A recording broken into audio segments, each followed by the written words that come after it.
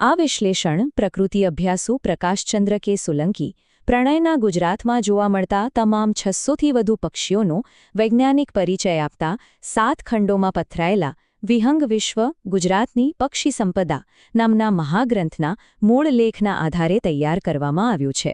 લેખકના ક્ષેત્રકાર્ય, વૈજ્ઞાનિક સંશોધનો અને સંદર્ભ સાહિત્યના ઉપયોગથી માહિતીને વૈજ્ઞાનિક રીતે સચોટ બનાવવા પૂરતો પ્રયત્ન કરવામાં આવ્યો છે. આમ છતાં આ એક AI જનરેટેડ વિડિયો હોવાથી જો કોઈ ક્ષતિ રહી ગઈ હોય તો તેને ક્ષમ્ય ગણવા વિનંતી. નમસ્કાર મિત્રો, આજના આપણા આ ખાસ વિશ્લેષણમાં સૌનું સ્વાગત છે. આજે આપણે પ્રકૃતિના એક એવા અદ્ભુત અને અત્યંત દુર્લભ પક્ષી વિશે વાત કરવાના છીએ જે પહેલી જ નજરે આપણને મંત્રમુગ્ધ કરી દે છે. આ પક્ષી છે સફેદ કારચિયા, જેને અંગ્રેજીમાં સ્મ્યુ કહેવામાં આવે છે. આપણા ભારતના જળાશયોમાં તે ભાગ્યે જ ક્યારેક જોવા મળે છે. તો ચાલો આ પેઇન્ટેડ ડાઇવિંગ ડકની રસપ્રદ દુનિયામાં જરા ઊંડા ઉતરીએ અને તેની વૈજ્ઞાનિક હકીકતોને સમજીએ. હવે સહજ રીતે જ પ્રશ્ન થાય કે એવું તે શું છે જે આ સફેદ કારચિયાને ગુજરાતના પક્ષીવિદો માટે આટલું મોટું રહસ્ય બનાવે છે? જરા વિચારો, આ કોઈ સામાન્ય પક્ષી નથી. ભારતીય જળાશયો માટે આ એક ભટકતું યાને કે વેગ્રન્ટ પક્ષી છે. એટલે કે તેની હાજરી એટલી દુર્લભ અને અણધારી હોય છે કે જો તે ક્યાંક ભૂલે ચૂકે દેખાઈ જાય તો પક્ષી વિજ્ઞાનની દુનિયામાં એક ઉત્સાહનું મોજું સરી વળે છે. ચાલો આ રહસ્યમય પક્ષીની આખી સફરને જરા ઝીણવટથી સમજીએ. વિભાગ 1, વૈજ્ઞાનિક ઓળખ અને કદ. ચાલો સૌથી પહેલાં તેનું વૈજ્ઞાનિક વર્ગીકરણ જોઈ લઈએ. તો ચાલો સીધા જ મૂળ વાત પર આવીએ. છેક 1758માં કાર્લ લિનિયસ દ્વારા આ પક્ષીને પહેલીવાર વૈજ્ઞાનિક રીતે ઓળખવામાં આવ્યું હતું. તેનું વૈજ્ઞાનિક નામ છે મર્જલસ આલ્બેલસ. મર્જલસ આલ્બેલસ આ એનાટીડે પરિવારનું સભ્ય છે. અને સૌથી રસપ્રદ વાત એ છે કે આ એક મોનોટાઇપિક પ્રજાતિ છે. મતલબ કે આખા વિશ્વમાં આની અન્ય કોઈ પેટા પ્રજાતિ જ નથી. નામ પરથી જ સમજીએ તો મર્જલસનો અર્થ થાય છે નાની મર્ગનસર અને આલ્બેલસ એટલે સફેદ, જે ખાસ કરીને નરપક્ષીના પેલા ચમકતા પ્રભાવી સફેદ રંગ પરથી પડ્યું છે. અગાઉ તેને અન્ય માછલી ખાતી બતકો સાથે મુકાયું હતું, પણ હવે તેને પોતાની એક બિલકુલ અલગ અને વિશિષ્ટ પ્રજાતિમાં વર્ગીકૃત કરવામાં આવ્યું છે. હવે જો કદની વાત કરીએ તો દેખાવમાં ભલે તે ગમે તેટલું આકર્ષક અને ભવ્ય લાગતું હોય, પણ વાસ્તવમાં આ પ્રમાણમાં એકદમ નાનકડી ડાઇવિંગ બતક છે. તેનું વજન માંડ 500થી 900 ગ્રામની આસપાસ જ હોય છે. અને જો શરીરની લંબાઈ જોઈએ તો તે માત્ર 38થી 44 સેન્ટીમીટર જેટલી જ હોય છે. એટલે કે આપણી સામાન્ય બતકોની સરખામણીમાં તેનું શારીરિક માળખું ઘણું જ નાજુક અને કોમળ છે. વિભાગ 2, નર અને માદાનો તફાવત. Painted duck versus redhead. હવે જે બાબત ખરેખર આશ્ચર્ય પમાડે તેવી છે તે છે નર અને માદા વચ્ચેનો આત્યંતિક શારીરિક તફાવત.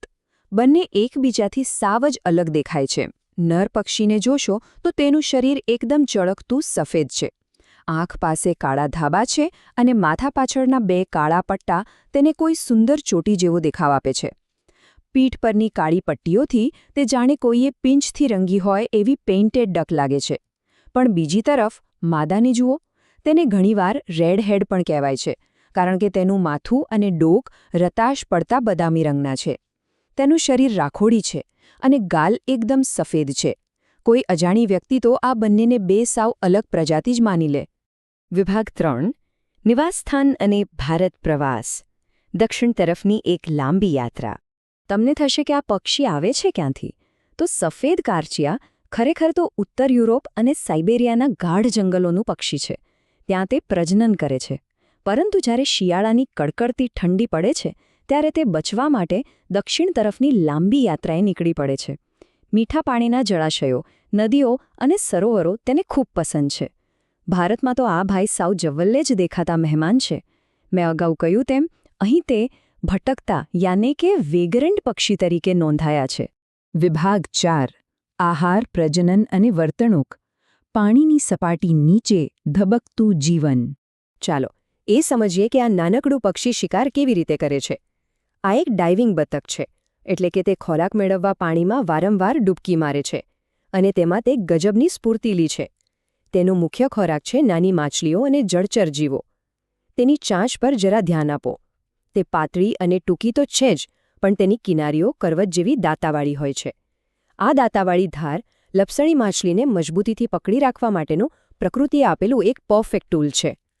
પ્રજનનની બાબતમાં આ પક્ષીની એક એવી હકીકત છે જે કદાચ તમને ચોંકાવી દેશે.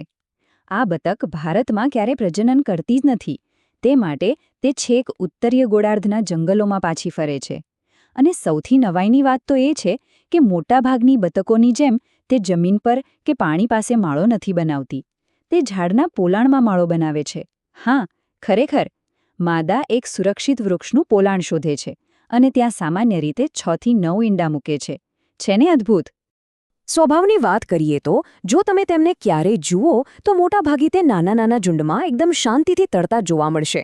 તેઓ બહુ શોરબકોર નથી કરતા. અવાજની બાબતમાં પણ નર અને માદામાં મોટો તફાવત છે. નર બહુ જ ધીમો, જાણે ઘૂંઘળાતો હોય એવો વિસલ જેવો અવાજ કાઢે છે, જે તમારે ખૂબ ધ્યાનથી સાંભળવો પડે. જ્યારે માદા થોડો ઘોઘરો કર્ર કર્ર એવો અવાજ કરે છે. અંતિમ વિભાગ 5. સંરક્ષણ અને વિશિષ્ટતા. આપણા આ દુર્લભ મહેમાનની સુરક્ષા. હવે આ પક્ષીના ભવિષ્ય વિશે વાત કરીએ.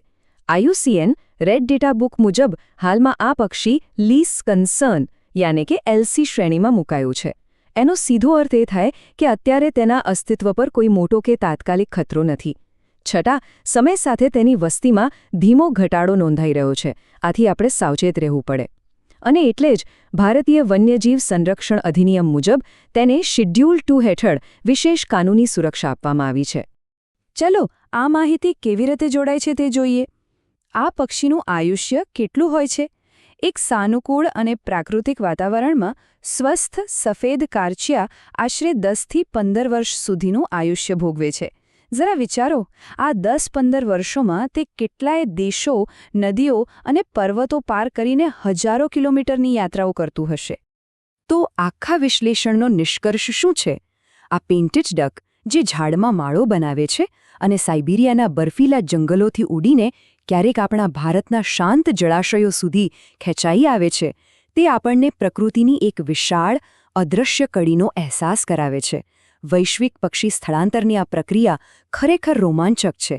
તેની આ દુર્લભતા અને અદ્ભુત સુંદરતા જ આપણને આપણી આસપાસના જળાશયો અને સમગ્ર પર્યાવરણને બચાવવાની પ્રેરણા આપે છે.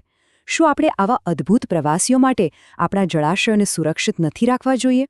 આ સુંદર અને માહિતીસભર વિશ્લેષણમાં જોડાવા બદલ આપ સૌનો ખૂબ ખૂબ આભાર.